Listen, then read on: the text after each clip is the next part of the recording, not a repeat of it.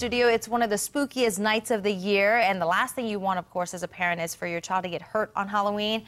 Joining us this morning with tips on how to keep your ghosts and goblins safe is Tye Olmstead, who's the general manager of 13th Floor. Thanks for being here.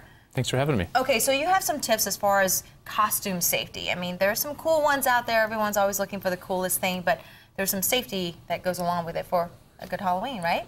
That's right. You want to make sure that you find something that's going to be fire retardant, not something that's going to be flammable.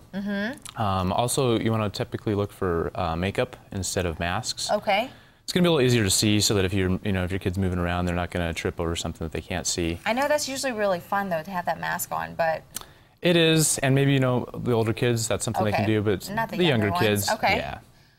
What about the bright and reflective costumes? That's always a good idea, right? Because you can't. It is, especially when you're out there and it's dark. You want to make sure that definitely bright, and if you can add some sort of reflective if they don't have it, then definitely modify it in that way if possible. One of the things that we always stress every year is, when it comes to trick-or-treating, anything that you get, like candy or treats, have your parents look over it before you eat it. But you're saying that it might be a good idea to feed them a good meal beforehand? Yeah, if they're not hungry, they're going to be less likely to snack on as much of the candy, so that it's going to be there so that you can inspect it before they, start munching on it themselves. Okay, so we usually get a lot of like heroes, superheroes and stuff like that, and sometimes they may have weapons that come with the costumes, but that can be dangerous too. So what are you recommending?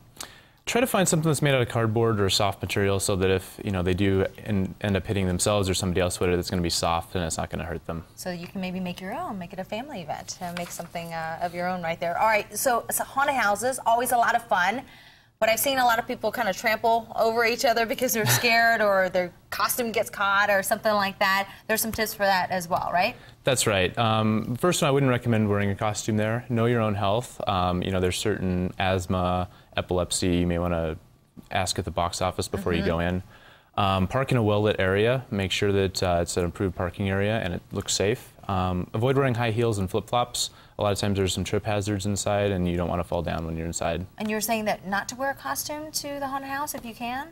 If you can, especially if you have a cape or something like that, it could snag and get caught. So, just regular loose clothing is kind of the best option when you're going to a haunted house. Okay, so I know the 13th floor is one of the many haunted houses we actually have in our area, but this Thursday might be a good time to check it out. Can you tell us why?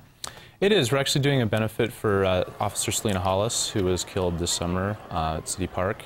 She was one of our off-duty police officers that helped us out a lot last year. So this year we're going to try to help out her family, and this Thursday, $2 off of every ticket is going to go to her family.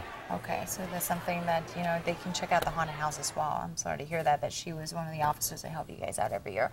Well, thank you so much for your time. I appreciate it. Some good tips for you to have a safe and fun Halloween. For more on all the tips on all the haunted houses, go to our website, thedenverchannel.com, and click on the red TV button for more on that. So